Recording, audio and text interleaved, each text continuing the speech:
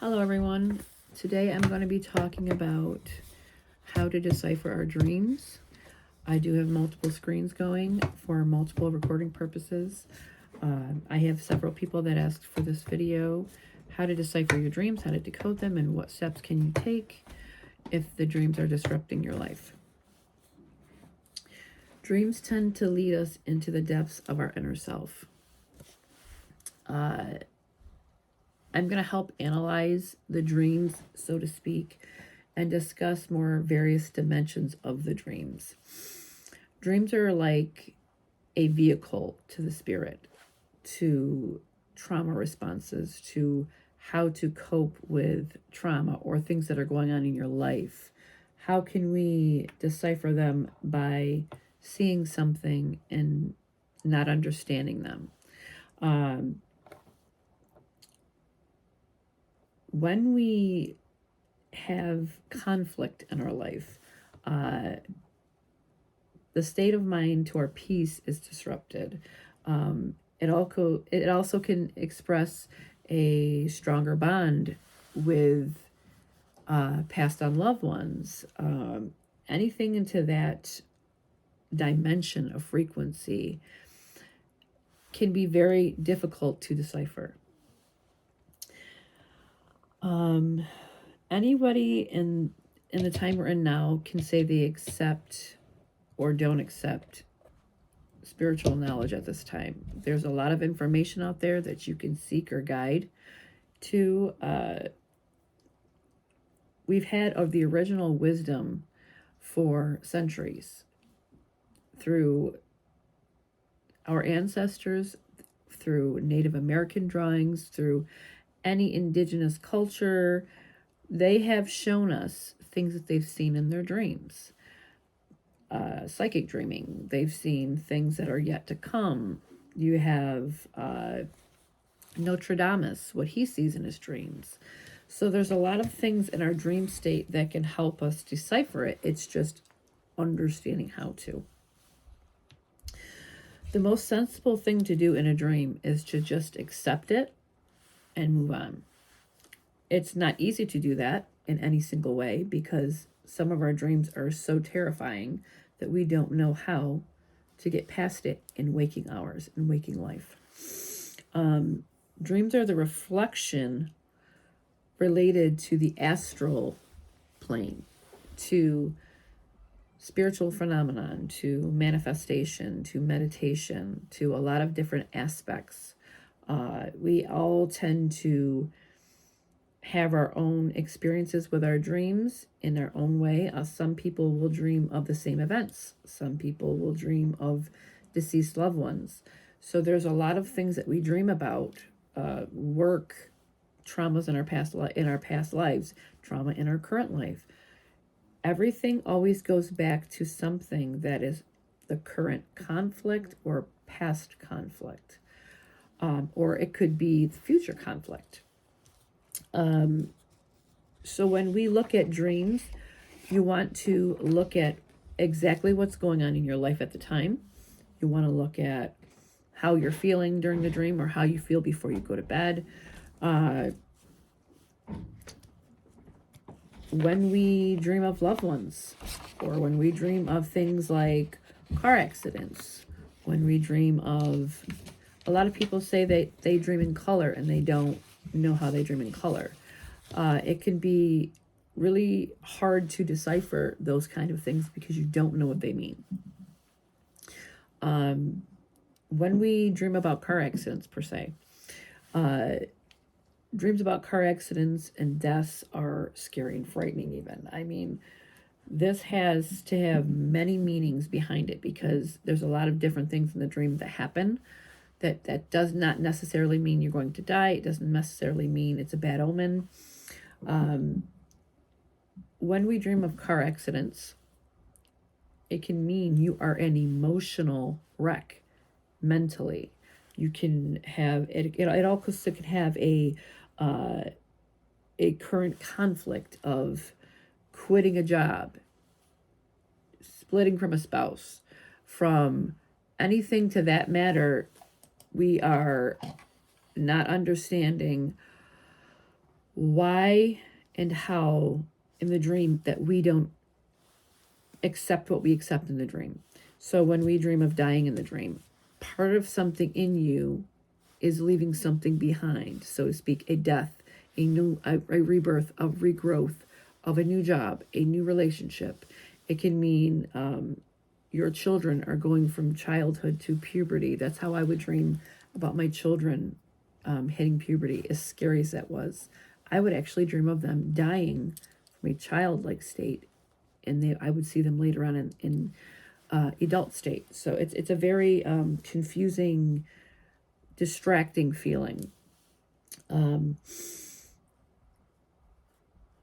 Dreams are the reflection of our thought process, of our worries, our fears, our addictions, our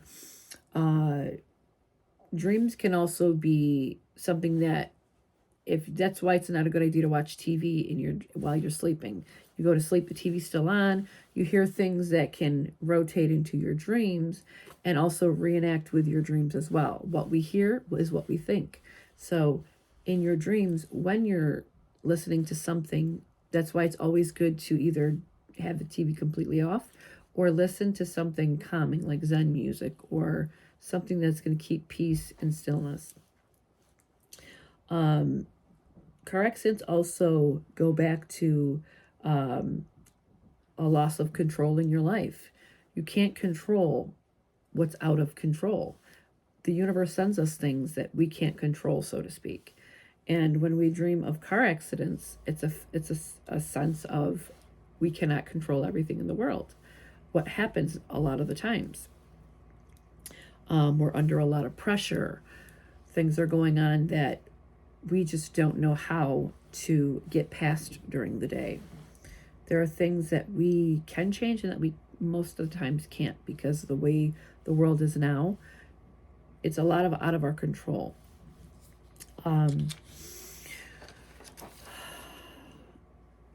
Car wrecks can sound scary talking about, and dreaming about them is even worse. It's more terrifying because it's a form of losing someone close to you or losing yourself in that wreck. But emotionally, in the emotional state, it comes down to losing yourself in some way. You're out of control. You don't have control over the wheel. You have to go back to learning the balance in your life. So it's teaching you something in a traumatic way that your brain is going to understand. I need to get back in control of the wheel. Dreaming of sickness is kind of almost the same thing. It's symbolically, when you dream of being sick, it's the point of psychologically or emotionally, you have either something wrong with your body and your body's trying to tell you, mentally or physically. You can dream psychically about things, yes. So, but the point of this video, we'll get into more psychic dreaming in another video. But when you dream that you're sick, that's also an emotional imbalance of some sort. The dream is telling you that you want to get some support of some kind, get some guidance, get some self-help in some way. You want to get things that are unresolved into a resolved state. You don't want to leave unanswered things because that causes chaos in your mind. So that's what dreaming of sickness means. You can have either a sickness, which, like I said, we'll be talking about psychic dreaming, or this is most of the time what your brain is trying to tell you. There is an emotional balance going on in your life that you need to balance out. Dreaming in color. Dreaming in color is a different thing because I dream in black and white and I dream in color. It depends on what's going on in the dream.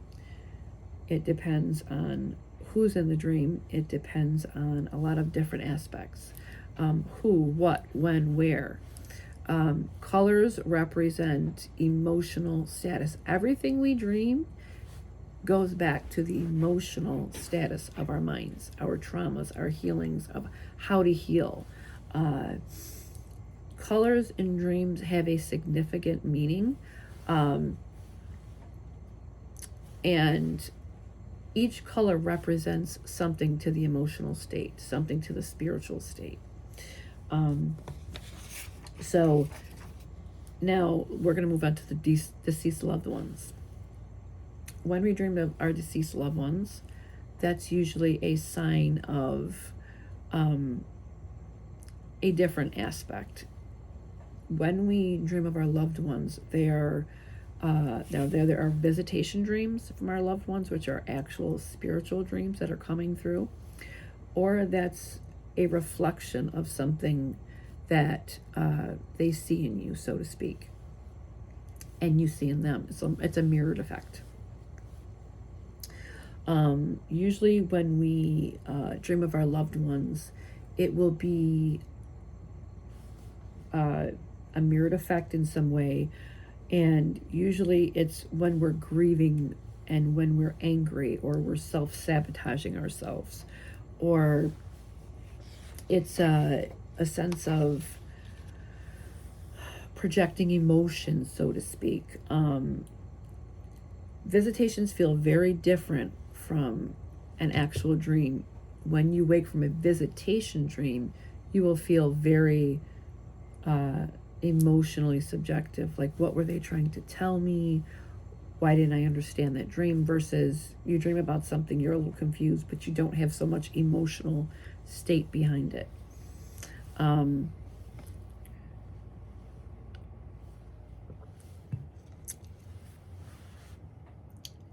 When we dream of our loved ones, it's mostly a comforting thing. It's not something awful. It's not something that we tend to wake up and be angry about. Usually when they come to us, we're mostly in a grieving state, or they want to give us guidance, or we're self-sabotaging ourselves in some way.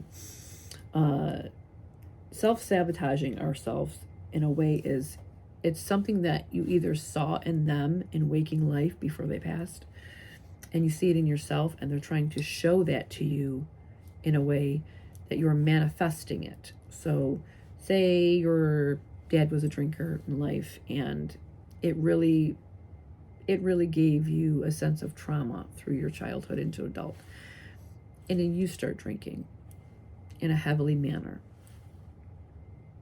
Automatically your brain is going to show you your father, because you are mirroring your father's behavior. So that's the kind of thing that I'm trying to say here. When we talk about emotional behaviors, we are talking about things like, if you hear background noise, that's my TV upstairs. I always debunk any noise during my videos. Emotional behavior is abusive behavior. It could be if you're not loving yourself enough, if you're not putting yourself enough first, if you're not having boundaries for yourself, your mind will show you that in some way. If you feel like a person in your life that you were really close with, if they didn't have that characteristics, your mind's going to show you them and show you in the dream in some way that that person didn't have boundaries and didn't have this, because the traumatic part of your brain is showing you the mirrored effect. If loved ones seemed angry or disappointed in you, that's a form of like showing yourself that you need to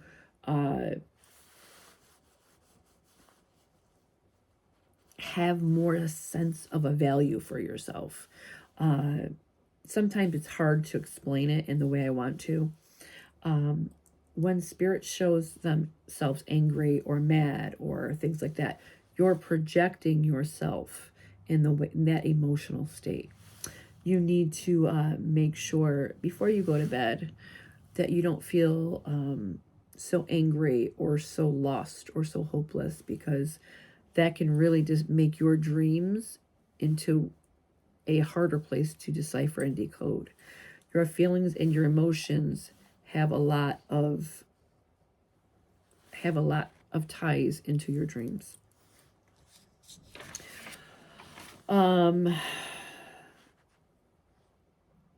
Dreaming of loved ones can really stir up a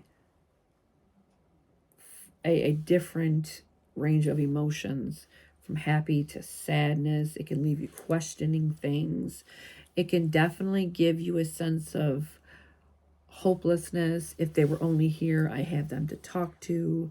And that's what they're trying to show you in the dream, because you don't need them here, because they can see you from the other side. So in your dream, your traumatic responses, you lost them, and now you have nobody to talk to, and that's not true. Spirit is always with us. Spirit is always listening and watching. So, and it also leaves you with the question, did they really visit me from the other side? Or is it they were just in my dream? That's the question that you need to ask yourself.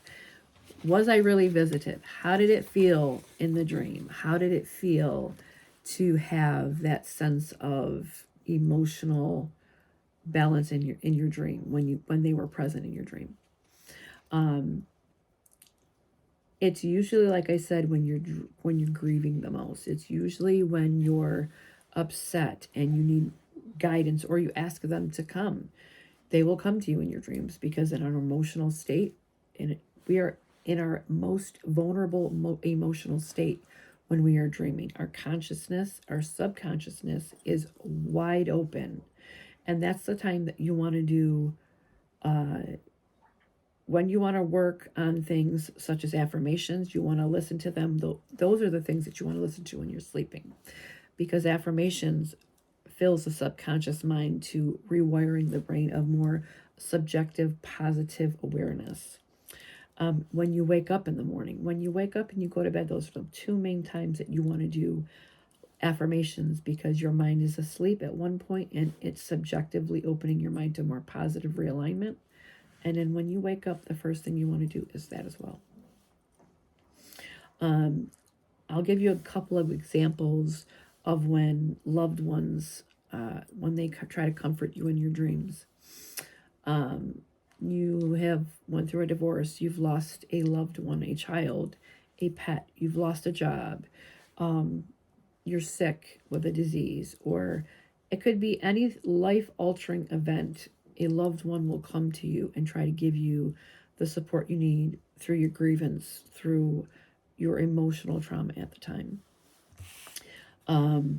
Anything that is of a traumatic state, they will come to us the best way that they can, and they know how, through dreams, through music, through symbolization, through synchronies. They try to be there the most that they can for us.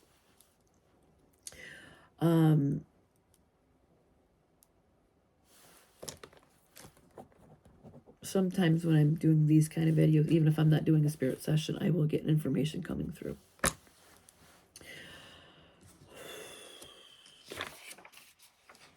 I'm being told a certain case that I need to look into.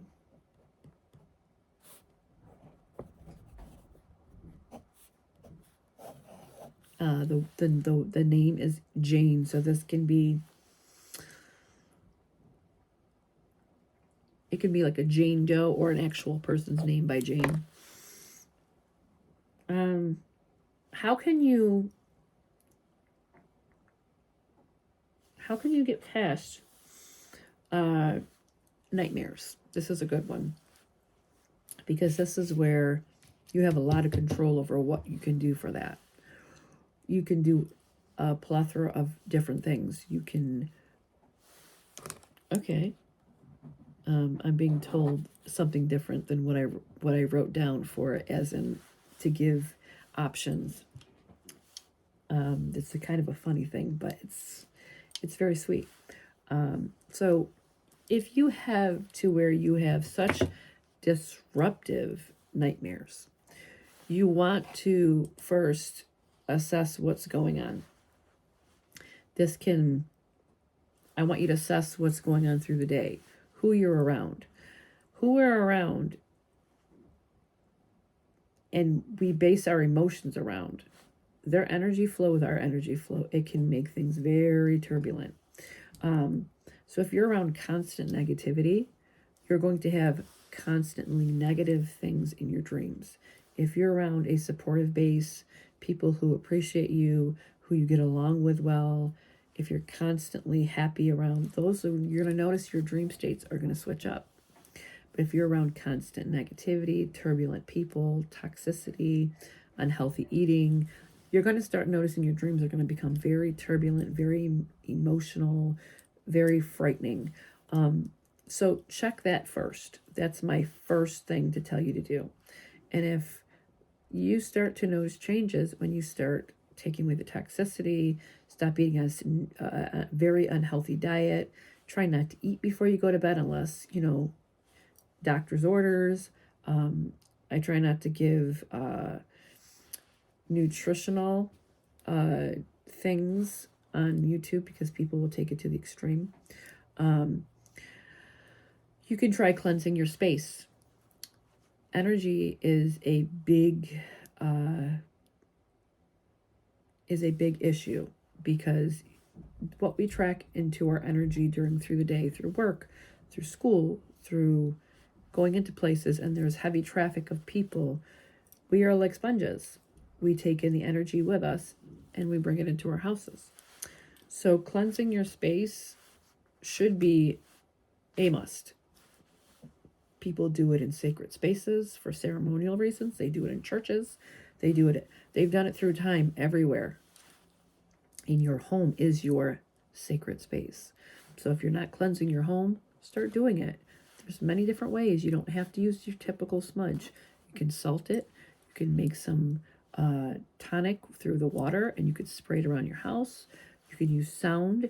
You can positively state, this is my home. Any energy, go to the light. You are not welcome here. I will get more into that because that's going to go into the cleansing video that I'm going to be working on. You can take salt baths. That's another great way to cleanse your energy. Salt wipes away unnatural things. It wipes away a lot of things, good and bad. So you want to add in a little bit of into your bath. You can use anything from the Epsom salts. You can make your own herbal and put them in little Michelin bags for the water. I will be actually crafting them for my website. So if you're interested, just let me know. People that do like smudging, smudge away. You should smudge your space at least a few times a week. It matters. And if you're really dedicated in it, try to do it. The natives did it every day. Their eyes, their mouth, every place, their head, their ears, their mouth, their heart, their chest. They were very dedicated, a very dedicated culture. Try not watching TV before bed. TV is a big influence. If we've had a great day and we go through the day and we watch something really scary, really heart-wrenching and emotional, that plays into your emotional state. Never watch something negative through the day. If you like scary movies and all that stuff and you don't have a negative effect, then that's fine. But if you're someone that is on a higher vibrational state, we tend to not like that kind of stuff. I know I don't like demonic movies. It makes my energy feel filthy and dirty. So I don't ever watch that stuff. A scary movie, okay, once in a while, it gets you in the mood for that creepy, Halloween type feel. But if you're watching anything demonic, remember, energy has an effect on people. Energies can use certain things to come through to influence you. I'll get more into that because I know there's going to be a lot of questions on what that means. Meditation before bed. If you meditate before bed, not only will that lower your blood pressure, it will help you with racing thoughts. It will help you calm the energy, calm the soul, and raise the vibrations. So when we are at a high vibrational state, we tend to sleep better. When we cleanse away any negativity energy, We tend to sleep better when you could say a prayer, you could say a mantra, you could say anything like that that helps lift your vibration and cleanses away any energy that shouldn't be around you at that moment. You can even, when you say a prayer, you can say, I want no spiritual activity. I have the do not disturb sign up. Do not disturb me. A lot of people that are empaths will have spiritual energy at night, and you can let them know, I do not want you to bother me tonight.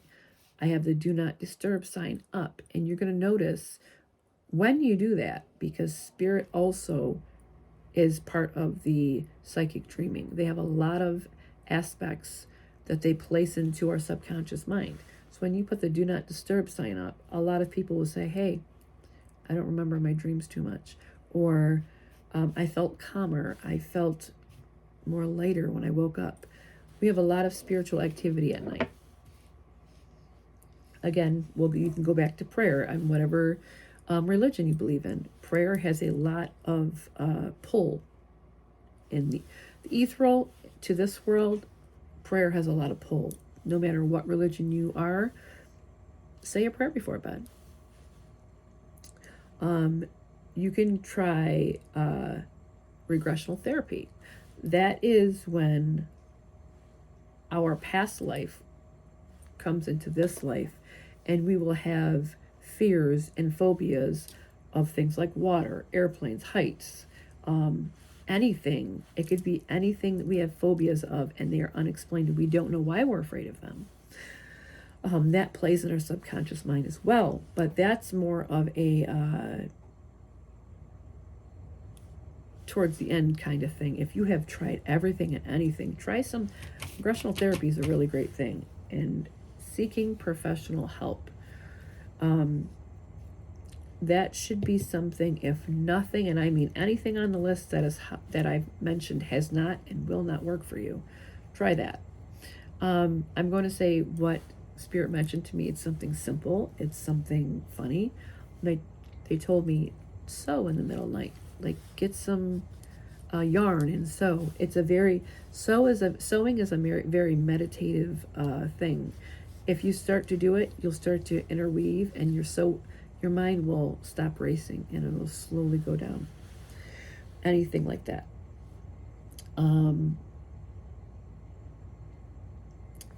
Death in a dream, I believe, touch base on, but that goes to car wrecks. But death dreams are different. Your subconscious emotions to the death of a relationship, the death of a friendship, or a sickness, or anything like that. You have drinking issues and you've come through it, or you're starting to come through it. You have an addiction to drugs. You have an addiction to there's many different addictions out there. But dreaming of death in the dream, it's telling you to come out of that, because your emotional state is dying. When we have take, for example, we have children now that are so influenced by the internet. Take that phone away for a few minutes. Watch them scream emotionally, right? But when if you notice, they're not as stimulated easily anymore by basic things like playing with natural toys. I had a child ask me one time, what do I do with this toy? It doesn't do anything. It doesn't make any noise. And I'm like, you use your imagination, honey. It doesn't have to talk. It doesn't have to move. Use your imagination. The basic senses of children are dying, and that's part of the dreams that we go back to.